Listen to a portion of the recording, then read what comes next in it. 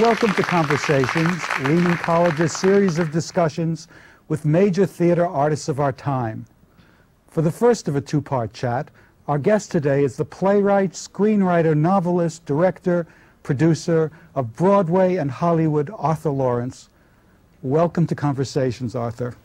Thank you. I have to read this because I have to say, first of all, that I'm in awe of you. I know that I shouldn't say something like that. You shouldn't. I am. I really am. Your career is mind-boggling, and it's a wonder. It's just a wonderful career. And I'm just going to list for our home audience some of your credits, and there are just so many, it's hard to pick them out. I will, let's say, librettist for West Side Story and Gypsy, director of the original and best La Cage aux Folles, Anyone Can Whistle, and the wonderful Gypsy with Tyne Daly. And I can get it for you wholesale. You wrote the plays Home of the Brave, Time of the Cuckoo, A Clearing in the Woods.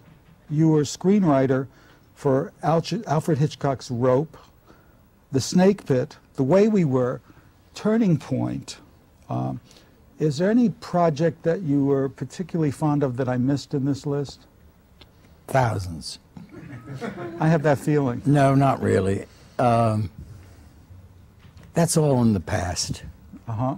And I believe in living in the now. That's wonderful. I first encountered your work when I saw Rope.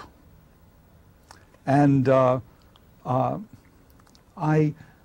I made a mental note. I was a kid. I made a mental note that this is a fascinating movie. Did you know what it was about? I knew, no, but I knew something was up. I knew. That's the reason you didn't know was Jimmy Stewart, if anybody remembers who he was.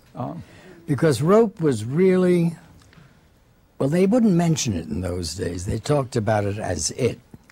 It was Leopold and Loeb. But they denied that, but it was. It really was. And it was about homosexuality, which of course didn't exist in Hollywood. And except it did. Oh, did it ever? It was quite glamorous in Hollywood. But Hitch wanted Cary Grant to play the leading role, who was a homosexual.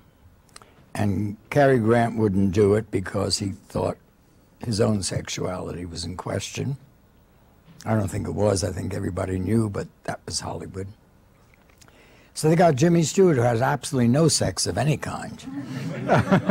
So the picture, I thought, was a sort of an unintentional mystery on a mystery. Well, that's what I was sensing. I was wondering what the mystery was. Yes, and today, they say, oh, it's one of the first homosexual films. And I say, how did anybody know? I think they only know because they connected it with Leopold and Loeb. Right. But no, I picked up on something. Something was going on. And I suspect other people feel that way, too. I also once called you, and I'm sure you don't remember it, because there was a person going around who claiming that he was going to produce Anyone Can Whistle. And he was a pathological liar.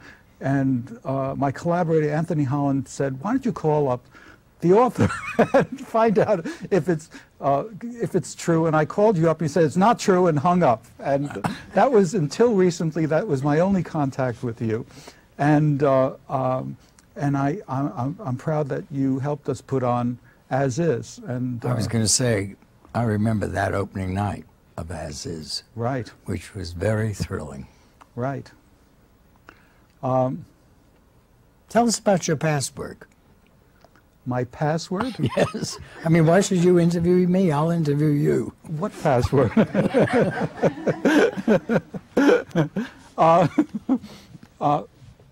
You wear many hats in the theater and in film. Which is your favorite one?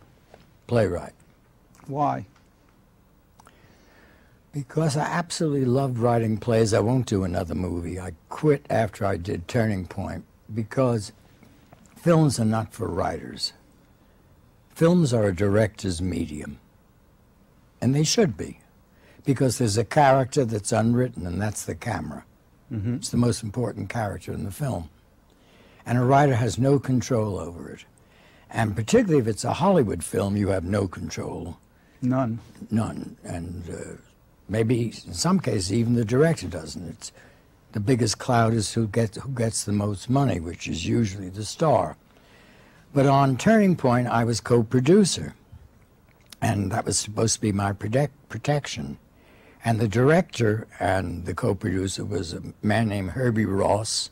Right. Sorry, Herbert Ross, who was an old friend of mine and married to an old girlfriend of mine, Nora Kay, who had been a ballerina. And it was all about the ballet. And I had a strong gay subplot. And Herbie said, don't worry about the studios, I will speak to them. And so you just don't take care of the artistic side. But I noticed all the gay stuff kept disappearing. So one day we had a confrontation, and I was staying with them in their house in Beverly Hills, which had a lanai. Do you know what a lanai was? No. Well, it used to be a porch when I was a kid, but in Hollywood it's a lanai. And I said, what's going on here? And Herbie said, well, nobody in the ballet is gay anymore. So that was when I thought, this is my last movie. And there's nothing I could do about it. What, you were born in Flatbush, Mm-hmm. and how did a boy from Flatbush get involved, first of all, in the theater? Well, when I was a kid, there was a stock company a few miles from where we lived, and my cousins and I went every Saturday matinee. And I can remember two shows. One was a musical called No No Nanette. Sure. And what I remember was the girls twirling a lot of parasols. And the second was a play called Rain. Oh, based on Somerset Maugham? By Somerset Maugham, Sadie Thompson. Right. And it was about I think they called her a fallen woman. A hooker. A whore. Yeah. And it was in the South Seas, and this Reverend Davidson was going to save her soul. So he did, but he also screwed her on the beach. And she had taken off all her makeup when he saved her soul, and after he screwed her, she put the makeup back on. So he realized she hadn't been saved, and he slit his throat. Now, none of this I understood. I was 7 or 8 years old. What I liked was the rain. They had real rain on the stage. But I came home, and my mother said, what'd you see, dear? And I said, rain. She said, no more. So I thought, there must be something dirty in that play. But I didn't get it till years later. But that was my introduction to the theater. And what I loved was that they were there, alive, doing something that was totally foreign to me, and it was exciting, and I didn't know what was going to happen. And I felt part of it. And I still feel that way, hopefully. When it works. Yeah, hopefully. But in those days, they also had a curtain in the theater, which was wonderful because you didn't know what was behind it. Now you walk in and you see what's behind it and you leave, if you have any sense. I don't see very much in the theater. When did you first know you were going to write for the theater? I think when I was 10. I wrote a short story and it was all in dialogue. It shows you what kind of a child I was. God, frightening. It was about Sleeping Beauty, and the prince kissed her and woke her up, and they got married. Well, she'd been asleep for 100 years, and she was such a bore, he went to Reno. At 10. You were 10? At 10. Do you have a copy of this play? Well, I think I was a realist at 10. That would have alerted your family that a playwright didn't. They would just love the words on the paper. When did you first get involved with the theater? When did you first see, how did you get involved with the theater? That way, well, I was taken to the theater. My father was a lawyer, and his secretary took me to the theater. Then I started going on my own when I was about 12. There was a place in Manhattan called Gray's Drugstore, where you could get, it's the equivalent of the ticket booth, but it was more like a stock market, because the prices went up and down with the demand, and tickets were like $2.29. And if your watch went down to $2.17 and you bought. That's not a bad idea. Yeah. So, and I remember I would sit there with a book and I'd hear them say, "What is that child doing in the theater? It's disgusting." Eventually, when did you first do it professionally? How did you get professionally involved? I began writing for radio. This is an endlessly long story, and I'm not going to tell it. But I was in the Army, and they created a special unit for me to write radio propaganda for the home front near the end of the war, which was very successful. And New York during the Second World War was unbelievable. In what way? Everybody got drunk and everybody got laid. Incessantly. They say wartime is good for that. You know, oh, wartime was wonderful. The excuse was you could be dead tomorrow. Right. And everybody wanted to be sure they went out with a bang in both meetings. So I remember going to a party one night, and there was an actor named Martin Gable, and he said, "You're never going to write a play." I said, "Why not?" He said, "I see you at a party every night." So I said, "Okay," and I went home and wrote a play. And it was Home of the Brave. That's amazing. And they produced it. And then it was made into a movie. And I learned the script for that. I learned an awful lot from that play. The play was about anti-Semitism, and it was what was called a succès d'estime. I mean, I was very young, and a big fuss was made over me. And a succès d'estime means a lot of fuss and a flop. It had a very short run. It got your name up there. Yes, and I remember seeing in the New Yorker magazine where they list the plays, and it had Home of the Brave by Arthur Laurents. And I thought, my God, I am a playwright. And it's one of the greatest feelings I ever had. I felt I was accepted.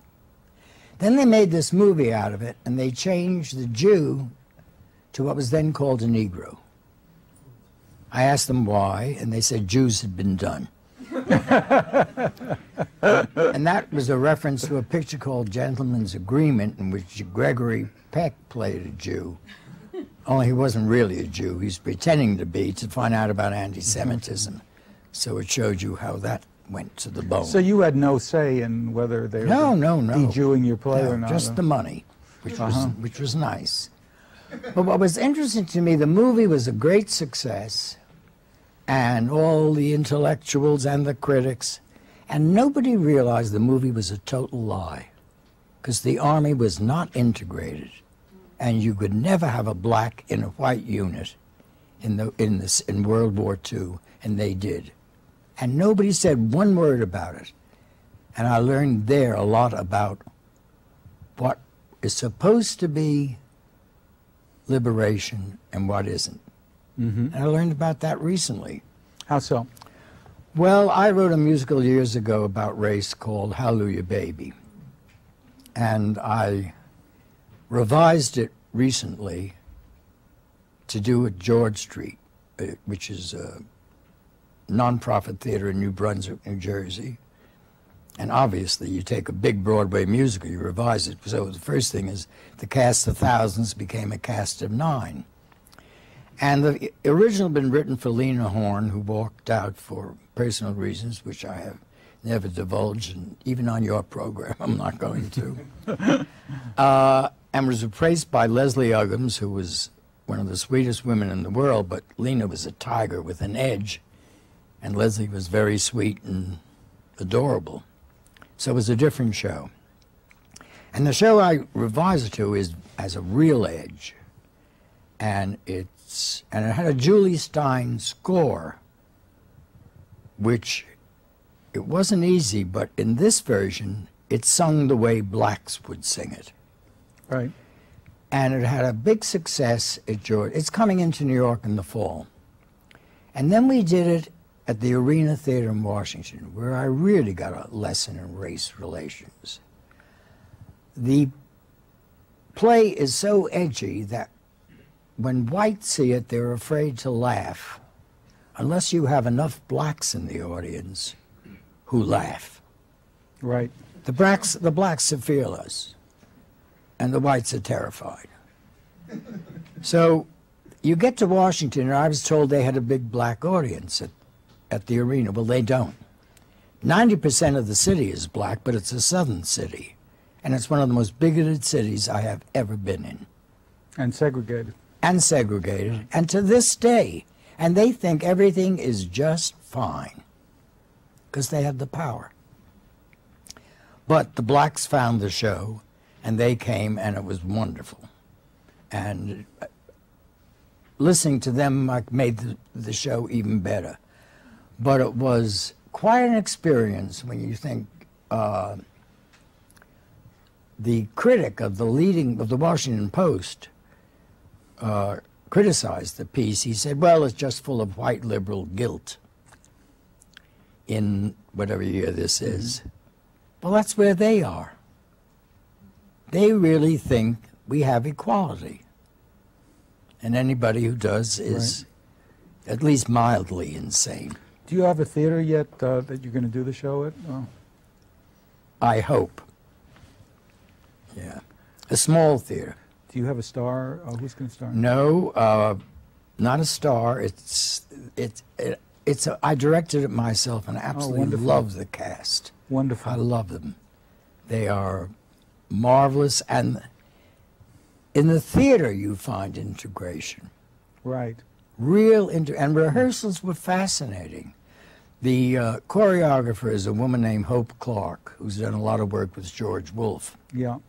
And she did Jelly's Last Jam. And she... That's a wonderful choreographer. Yeah, and Hope, she was in the original, and I love her. And I call her my sister under the skin. And I would always check with her about black attitudes, because I am not arrogant enough to think I know. Right. But I wanted her to tell me, right, or the cast. And it was really wonderful. One day, there's a scene near the end where a white liberal... Can you use four-letter words on this show? We can always bleep you later. Oh, dear. Well, anyway, okay, you bleep me. So he realizes that the heroine, he says, all that matters to you is you're black and I'm white, and otherwise you don't give a shit. And then he says, well, to the other blacks there, I don't give a shit either. Which is why something about, and where we go from here is nowhere.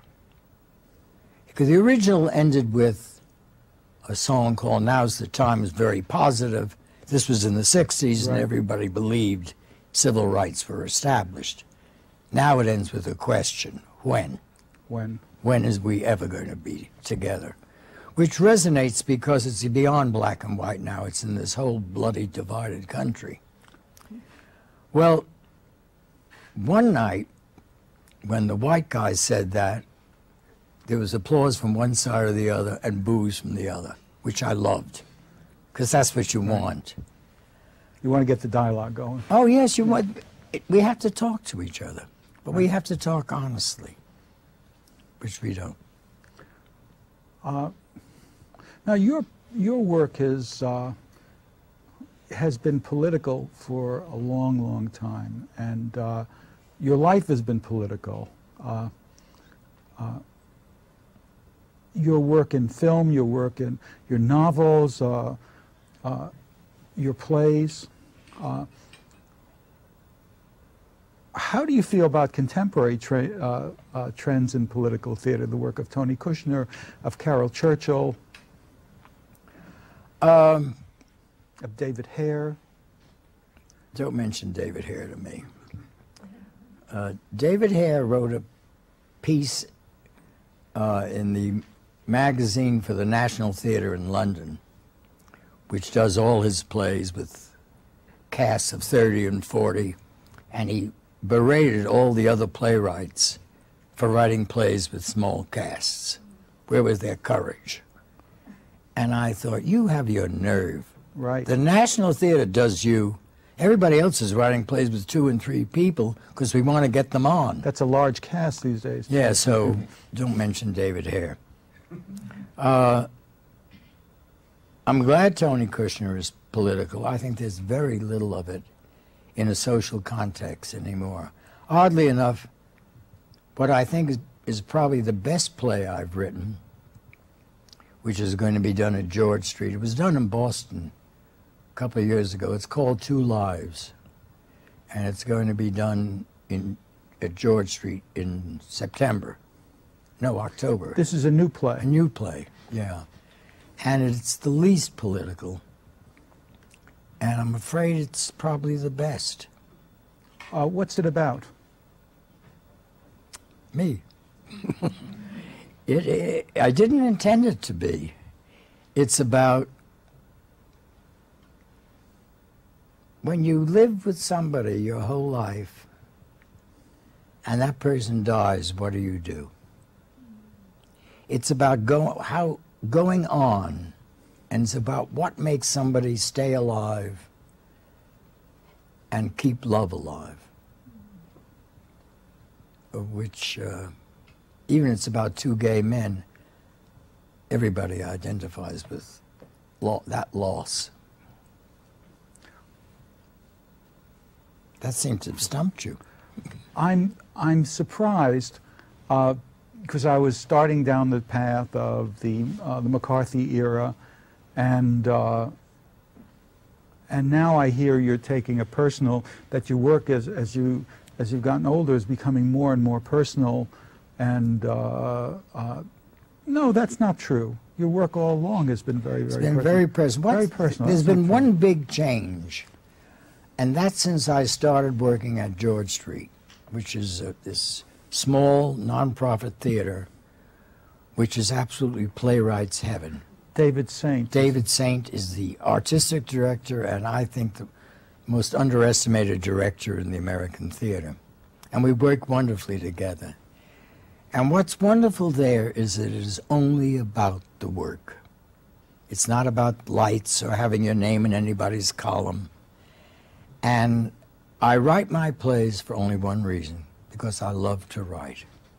And I write whatever I want.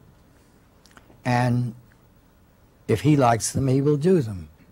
And if he doesn't, somebody else will, or they won't. I'm writing another one. And the way I write now, before I'd have everything neatly outlined. Now I don't. I start with usually a character or something, and I have no idea what's going to happen. And it's exciting to find out. And these people tell me. I know that sounds like a lot of hogwash, but it is true. Well, I find that I work best that way often. But then eventually I have to do an outline and then throw it away. And well, I got to the end of the first act of this new play, and suddenly I knew what it was about and where it was going, I think. And it's wildly exciting. Well, I think it's amazing that that you sound like you're in a burst of spontaneity. At my age, bring it up. No, I think it's just amazing. I just think it's amazing. Well, I'll bring up the age thing. Never look at the numbers. Mm-hmm. Because it really is keeping open, keeping curious, I go skiing every year, and I get better. Believe it or not. Now, do you have a portrait in your closet that is getting older? Yes, I do. But I'm not telling anybody where. That's the only closet I have. I'm out of all the others.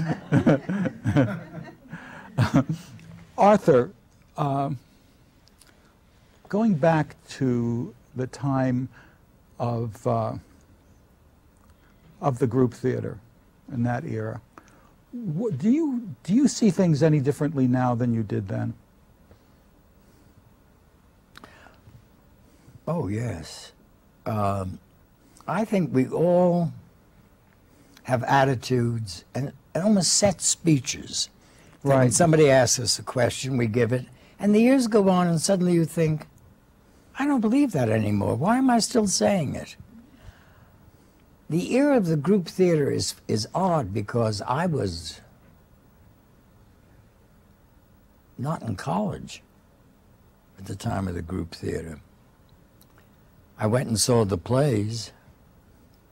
I must have been in college for some of them. But, and it's awful to realize that the greatest playwright in America at that time was considered to be Clifford Odets. And I don't think anybody knows who he is today. Not a clue, not a clue. And it's also then there was what they called method acting. We're going to have to wind up now, and we're going to open the second part with method acting. And I'm going to ask you about method acting. Oh, I'd like to talk about that. I know you do. I'm getting the high sign. Jerry's giving me the high sign to wrap this first part up. It's been a great pleasure to talk with you, and I'm looking forward to further chatting with you about the rest of your incredible career. This has been a great pleasure. Thank you. Thank you so much.